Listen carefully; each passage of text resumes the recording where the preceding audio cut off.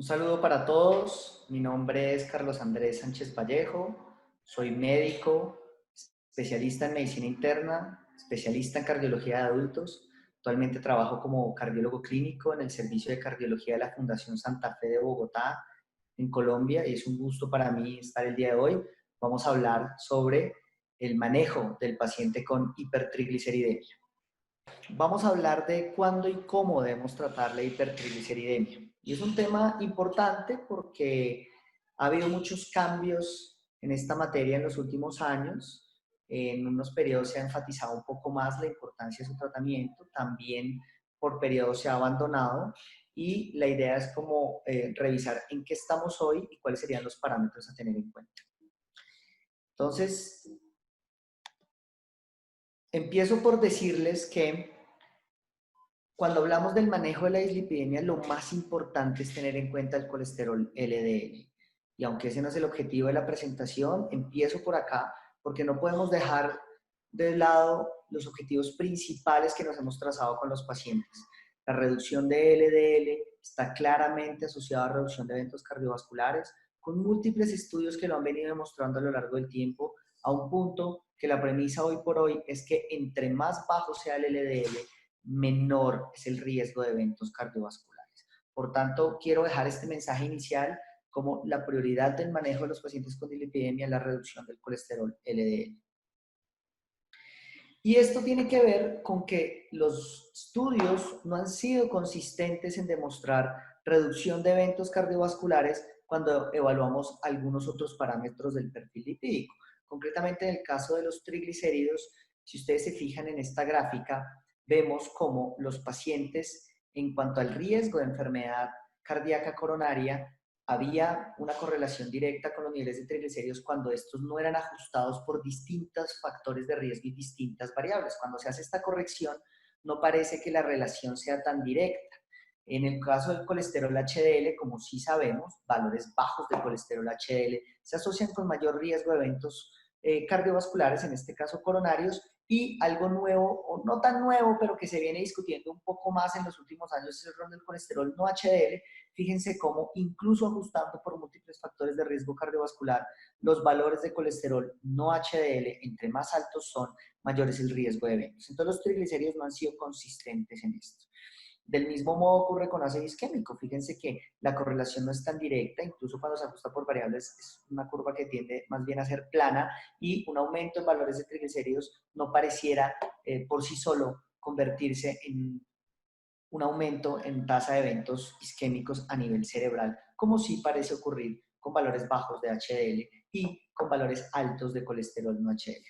Pero este tema, porque sí hay muchos otros estudios que dicen que sí, otros también muchos que dicen que no, este tema que está en debate y que aún no es del todo claro, parece que tiene que ver con el momento en que estamos tomando el perfil lipídico. Esta gráfica que ven acá es tomada de un artículo de Lancet, en la que vemos cómo se comporta, cómo es la capacidad de predicción de eventos cardiovasculares para los triglicéridos postprandiales. Fíjense ustedes que valores más altos de triglicéridos postprandiales se asocian con mayor riesgo de infarto agudo del miocardio, de enfermedad coronaria isquémica, de mortalidad por todas las causas, ACV isquémico. Y esto es bien importante. ¿Por qué? Porque desde el punto de vista fisiopatológico, los valores de triglicéridos postprandiales tendrían que ver con algo que es un fenotipo de lipoproteínas de remanente, que son las que podrían tener un rol en la aterogénesis y no directamente los triglicéridos. Entonces, vamos como a empezar a sacar conclusiones sobre lo que hemos hablado. Niveles elevados de triglicéridos aumentan el riesgo de enfermedad cardiovascular aterosclerótica, pero la asociación se pierde cuando se ajusta por factores de riesgo, concretamente cuando se ajusta por colesterol no HDL. Parece más bien que el riesgo está determinado por la concentración de partículas circulantes de ApoB, que son las que contienen los triglicéridos, y que además de esto hay una relación entre hipertrigliceridemia y mayor fenotipo o un cambio en el fenotipo de los pacientes hacia mayor producción de LDL en esa pequeña, la cual sí tiene un rol claro en el desarrollo de la aterosclerosis. Entonces, en principio, un paciente con triglicéridos mayores a 140 podría beneficiarse de que evaluáramos mejor qué patrón de LDL tiene y cuál es su perfil lipídico postprandial. si hay concentración de remanentes y si hay mayor, porque esto sí tendría mayor correlación con eventos cardiovasculares. Pero sé que esto es un poquito extraño y un poquito abstracto de entender y quisiera volver a lo básico para que nos quede claro a todos el por qué los triglicéridos pueden tener un rol en los eventos cardiovasculares. En esta gráfica ven ustedes la interacción que hay entre un adipocito y una lipoproteína. Fíjense que cuando la lipoproteína pasa a través del, cuando está circulando y en la superficie del endotelio hay una lipoproteína lipasa, esta lipoproteína lipasa se encarga de tomar ácidos grasos, triacilglicerol, o sea, triglicéridos, de la lipoproteína y empaquetarlo como ácidos grasos libres en el adipocito. De modo que hay una interacción entre la lipoproteína a través de la lipoproteína lipasa con los tejidos periféricos. Aquí vemos un ejemplo del metabolismo exógeno de los lípidos. Fíjense los kilomicrones son una lipoproteína ampliamente cargada en contenido de triglicéridos y fíjense cómo este kilomicrón, cuando pasa por los capilares, la lipoproteína lipasa le quita triacilglicerol, es decir, le quita triglicéridos y lo almacena en forma de ácidos grasos libres, formando ya no un kilomicrón, sino un remanente de kilomicrón. Este concepto es importante, es un remanente de kilomicrón, ¿de acuerdo? Que es un kilomicrón con menos contenido de triglicéridos porque lo ha entregado a los tejidos periféricos. Ahora vamos a ver la parte endógena del metabolismo. Entonces, para esto es importante hacer un repaso sobre de qué están compuestas las lipoproteínas. Empecemos por hablar de la VLDL. La VLDL es una lipoproteína grande que está compuesta principalmente de triglicéridos. 80% del contenido de la VLDL son triglicéridos, ¿sí? Eso lo esquematizamos en este dibujo con esas bolitas amarillas que ven ustedes en el interior de la lipoproteína. Eso refleja el contenido de triglicéridos y las azules el contenido de colesterol. La apoproteína que conforma la estructura de esta lipoproteína es ApoB100, ¿de acuerdo? Esta gráfica que ven ustedes acá, esta diapositiva, es una IDL, que es como un remanente de VLDL. ¿Se acuerdan que hace un momento hablé de remanentes de kilomicrones? Ahora estamos hablando de remanentes de VLDL o las vamos a llamar IDL. Y si ustedes se fijan en el dibujo, es más pequeña la lipoproteína, pero además tiene mayor proporción de colesterol que la VLDL. Es una lipoproteína a la cual se le han sacado triglicéridos gracias a la acción de la lipoproteína lipasa y que por ende se vuelve más pequeñita y está un poquito más concentrada de colesterol. En esta diapositiva ven ustedes la LDL. La LDL es una lipoproteína más pequeña que la VLDL, pero si ustedes se fijan, principalmente está compuesta de colesterol, que es lo que ustedes ven por su contenido azul en este esquema, y casi que no tiene un contenido importante de triglicéridos. Las tres lipoproteínas están compuestas por ApoB100, es la que forma su estructura, de tal manera que estamos viendo un continuum de cómo una VLDL llega a ser una lipoproteína con bajo contenido de triglicéridos a través de su interacción periférica con la lipoproteína lipasa. Permítanme, les explico esto un poco en más detalle en esta gráfica. Tenemos una VLDL que se produce en el hígado, por eso hablamos de un metabolismo endógeno de los lípidos. Esta VLDL interactúa con la lipoproteína lipasa en los capilares, en los tejidos periféricos y se convierte en un remanente de VLDL. Solo que este remanente de VLDL no lo vamos a llamar remanente de VLDL, sino IDL, o lipoproteína de densidad intermedia. Esta IDL irá al hígado o se convertirá en una LDL, que como ustedes saben, pues se depositará en la superficie subendotelial y contribuye al desarrollo de la aterosclerosis, ¿de acuerdo? Entonces es un metabolismo muy parecido. Tenemos una lipoproteína grande, cargada de triglicéridos, que luego de interactuar con lipoproteína lipasa se convierte en una forma más pequeña o remanente. ¿Por qué es importante esto? Entre más lipoproteínas grandes cargadas en triglicéridos tenga yo, es decir, un paciente tenga niveles más altos de triglicéridos, habrá una interacción directa con la HDL y la LDL. ¿Qué hace la lipoproteína cargada en triglicéridos, en este caso la VLDL? Lo que hace es que a través de esta proteína de transporte de colesterol, toma un poco del colesterol de estas otras lipoproteínas y les entrega triglicéridos, modificando el contenido de la HDL, volviéndola una HDL densa pequeña, que para el caso de la HDL no es grave. Pero en el caso de la LDL, cuando le quita el colesterol y le entrega triglicéridos, lo convierte en una forma de LDL densa pequeña. Por eso tener niveles altos de triglicéridos, que lo que significa fisiológicamente es tener niveles altos de VLDL, pues básicamente lo que va a hacer es modificar el fenotipo de las LDLs, lo cual sí tiene un rol en la aterosclerosis. Entonces, digamos que lo importante per se no es el valor de los triglicéridos, sino cómo se está comportando el metabolismo del paciente y cómo está cambiando hacia un fenotipo de colesterol remanente. ¿De qué hablamos cuando hablamos de colesterol remanente? Hablamos de un paciente que tiene VLDL, que tiene IDL y que tiene una forma modificada de lipoproteínas en el cual hay un mayor predominio de LDL densa pequeña. Uno podría calcular el colesterol remanente y diría que es colesterol total menos LDL menos HDL, pero digamos que eso en la práctica clínica uno no tiene una meta ni un valor específico que uno pueda guiarse para el tratamiento. Y para este cálculo además tendríamos que medir directamente el LDL, lo cual incrementa los costos. Entonces, ¿uno cómo hace para saber si un paciente tiene un valor de colesterol remanente elevado? Es muy sencillo con el colesterol no HDL. ¿Qué es el colesterol no HDL? Coger el colesterol total y restarle el HDL. Sencillo, fácil. Y nos da un valor que se llama colesterol no HDL y que sí tiene evidencia científica de que se relaciona con eventos cardiovasculares, que además es una meta de tratamiento en algunas guías, como la guía del Colegio Americano de Endocrinología. Entonces, si un paciente está en metas de LDL, y por eso empecé hablando del LDL, pero no está en metas de colesterol no HDL, significa que ese paciente tiene un alto contenido de remanente de lipoproteínas cargadas, en este caso, de triglicéridos, que era de donde venía pues específicamente lo que estamos hablando, la VLDL. ¿Qué pasa con los pacientes que tienen alto contenido de remanentes? Fíjense ustedes cómo tener alto contenido de remanentes se relaciona con valores más altos de proteínas C reactivas, o sea, que es un estado proinflamatorio, incluso con una relación más directa, que es lo que vemos con concentraciones elevadas de colesterol LDL.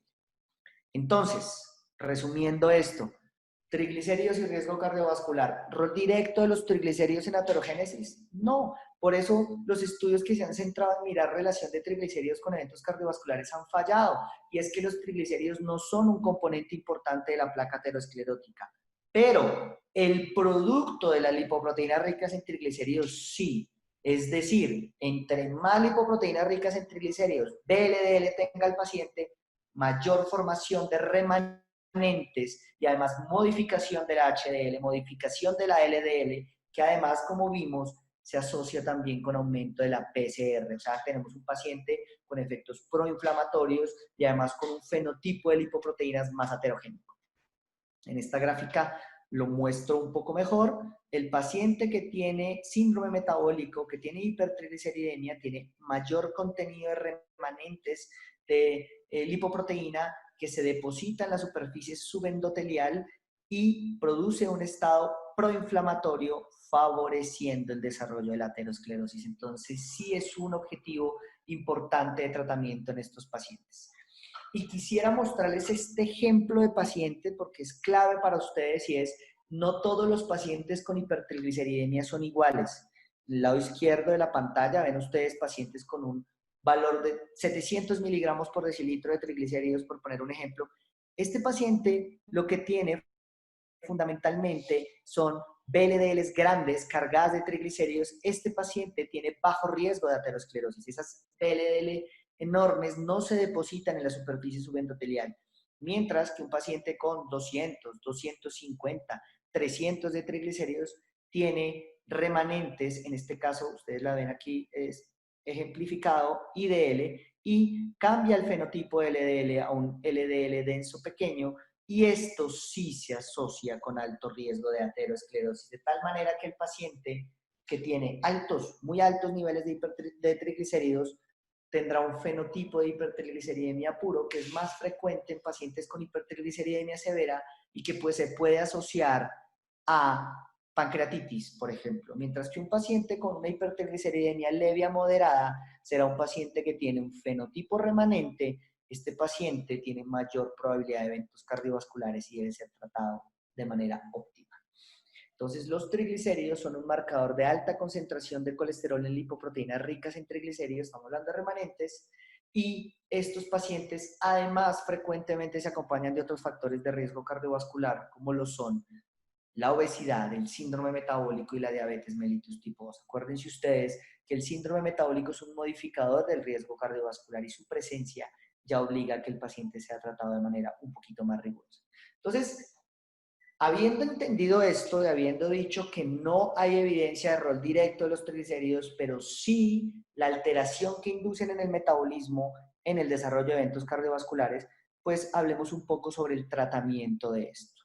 Primero hay que decir que esto que les estoy mostrando es la recomendación de la guía de la Sociedad Europea de Cardiología recientemente publicada en el Congreso de este año en París, donde ellos ponen metas para los distintos elementos del perfil lipídico del paciente y fíjense ustedes que para triglicéridos dicen, no hay una meta, no hay una meta específica, pero los pacientes que tengan valores menores a 150 tienen menor riesgo de eventos cardiovasculares. Por tanto, pacientes con niveles más altos deben ser controlados para sus factores de riesgo. ¿De acuerdo? Y viene un cambio de enfoque, porque ellos nos dicen, no se centre tanto en los triglicéridos, sino en el colesterol no HDL. Ya, por supuesto, no voy a hablar de LDL, que como les dije, es el objetivo principal, pero una vez usted alcanza la meta de LDL, busque alcanzar la meta de colesterol no HDL, que en cierta forma tiene que ver con lo que les hablo de los triglicéridos y los remanentes. Entonces, el paciente, ¿cuál es la meta de colesterol no HDL? Es muy sencillo, son 30 miligramos por decilitro por encima de la meta de LDL. ¿Esto qué significa? Que el paciente que tenga una meta de LDL por debajo de 55, su meta de colesterol no HDL debe ser menor de 85. Si la meta de colesterol LDL es menor de 70, la meta de colesterol no HDL debe ser menor de 100. Si el paciente su meta de LDL es menor de 100, la meta de colesterol no HDL debe ser menor a 130, ¿de acuerdo? Entonces, si el paciente está en metas de LDL, pero no está en metas de colesterol no HDL, significa que ese paciente tiene concentración de remanentes elevada, mayor riesgo de eventos cardiovasculares, modificación de lipoproteínas al fenotipo denso pequeño y ese paciente debe tener un tratamiento ajustado para su perfil de riesgo. Hablamos de pacientes que ya alcanzaron la meta de colesterol LDL, por tanto pacientes que vienen tratados probablemente con estatina, en quienes ahora vamos a buscar mejorar los otros parámetros del perfil lipídico. Y en esto los estilos de vida saludable juegan un rol muy importante. Si hay algo en medicina que responde muy bien a los estilos de vida saludable, son los triglicéridos.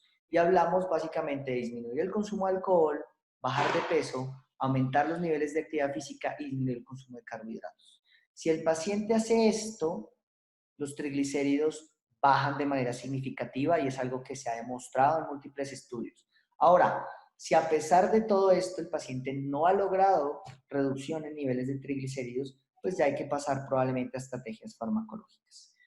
Los fibratos tienen el potencial de reducir los niveles de triglicéridos hasta un 35%, dependiendo de la fuente que se revise, pero además de eso también pueden reducir los niveles de colesterol LDL y se asocian también a un aumento del colesterol HDL.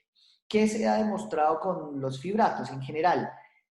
Como les dije en un principio, ha fallado los estudios en demostrar reducción de eventos cardiovasculares con simplemente control de triglicéridos, pues por supuesto los fibratos que están enfocados en el tratamiento de la hipertrigliceridemia, pues no han tenido resultados consistentes en reducción de eventos cardiovasculares. Aquí vemos datos del estudio FIELD con fenofibrato en el que vemos fundamentalmente que una reducción estadísticamente significativa en el riesgo de infarto del miocardio no fatal.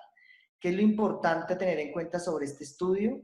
Que la reducción de eventos cardiovasculares fundamentalmente estuvo dada en pacientes con altos niveles de triglicéridos, pero que de manera concomitante tuvieran bajos niveles de colesterol HDL. Es decir, un paciente con colesterol no HDL alto. ¿De acuerdo?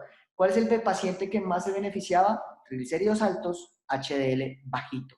¿De acuerdo? En estos pacientes era donde más había reducción de eventos cardiovasculares. Si vemos otros estudios que han sido negativos, por ejemplo, estos que son datos tomados de la CORT, que eran pacientes diabéticos, en general, los pacientes tratados con fibrato no tuvieron menor tasa de eventos comparados con pacientes tratados con placebo. Pero si miramos el subgrupo de pacientes con hipertrigliceridemia y niveles bajos de colesterol HDL, que lo que, insisto, significa tener valores de colesterol no HDL elevados, estos pacientes sí tenían beneficio del tratamiento. Entonces, los estudios en general no han sido consistentes, han fallado en demostrar desenlaces cardiovasculares duros, pero cuando se coge el paciente específico que tiene ese fenotipo remanente, ese paciente que tiene colesterol no HDL elevado, es donde se logra demostrar beneficio. Entonces, el beneficio es estadísticamente significativo en pacientes que tienen HDL bajito y triglicéridos altos. Ese sería el paciente que se beneficiaría de inicio de tratamiento con fibratos. ¿De acuerdo? Y eso es lo que nos han mostrado en general los estudios con distintos fibratos. El problema que hay es que desde el punto de vista epidemiológico, muchos de estos estudios no se les ha dado un valor alto porque algunos de los análisis que se han hecho fueron de subgrupos no preespecificados en el estudio.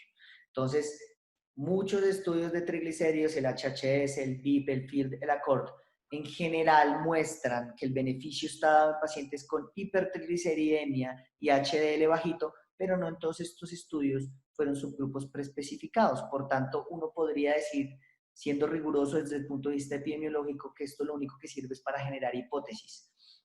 Por tanto, hay hipótesis y hay evidencia que sugiere que los pacientes que se benefician de ser tratados con fibratos son los pacientes que tienen hipertrigliceridemia con HDL bajo, pero falta, digamos, demostrarlo en un estudio que esté enfocado específicamente en esta población. La guía del Colegio Americano de Endocrinología, y esta diapositiva es tomado de ellos, nos indica que la meta de triglicéridos también es menor a 150 y que valores más altos en general se asocian con mayor riesgo. Y ellos recomiendan que los fibratos se usen, deben ser usados en pacientes con hipertrigliceridemia severa, más de 500, que es para reducir el riesgo de pancreatitis, pero que pueden mejorar los desenlaces cardiovasculares en prevención primaria y secundaria cuando están mayores a 200 con HDL bajito, que es lo que les estaba hablando hace un momento. Entonces, triglicéridos mayores a 500 se benefician de tratamiento principalmente para disminuir el riesgo de pancreatitis, pero pacientes que ya están tratados de manera óptima con estatina, que están en meta de LDL, que tengan triglicéridos mayores a 200 con HDL menor a 40, se benefician del tratamiento con fibratos. Y para terminar, les traigo estos datos con omega 3, que es algo nuevo que se ha venido desarrollando en los últimos años. El rol que tiene específicamente el ácido eicosapentanoico, 4 gramos al día, para reducir los triglicéridos hasta en un 45% en distintos estudios, y cómo esta reducción de los triglicéridos se empleó como el sustento para el estudio Reduced publicado el año pasado en el Congreso de la AHA en Chicago. ¿Qué se vio en este estudio? Que ellos incluyeron pacientes que venían en meta de LDL, que eran pacientes de alto riesgo cardiovascular, diabéticos, más otros factores de riesgo, o pacientes con enfermedad cardiovascular aterosclerótica, y si estos pacientes cumplían el criterio de inclusión, que era una hipertrigliceridemia, inicialmente catalogada entre 150 y 500, luego se incluyeron solo pacientes entre 200 y 500, estos pacientes fueron tratados con omega 3, EPA específicamente. Y fíjense ustedes que el cambio fundamentalmente estuvo dado en los valores de triglicéridos, no así en LDL y HDL o en los valores de PCR incluso.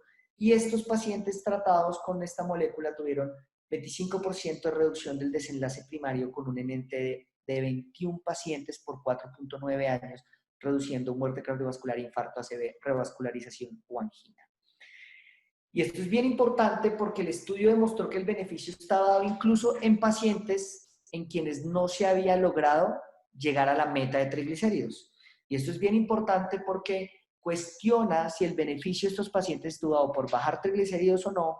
Parece que hay otros efectos de la molécula que podrían ser útiles, pero probablemente, y aún eso está por probarse, pueda ser por su efecto sobre el colesterol no HDL y la reducción de remanentes. Entonces, todavía falta evidencia para usar de manera sistemática el omega 3, en este caso EPA, para tratar la hipertrigliceridemia, pero de manera similar a como ocurre con los fibratos, pacientes con hipertrigliceridemia HDL bajito podrían tener beneficio.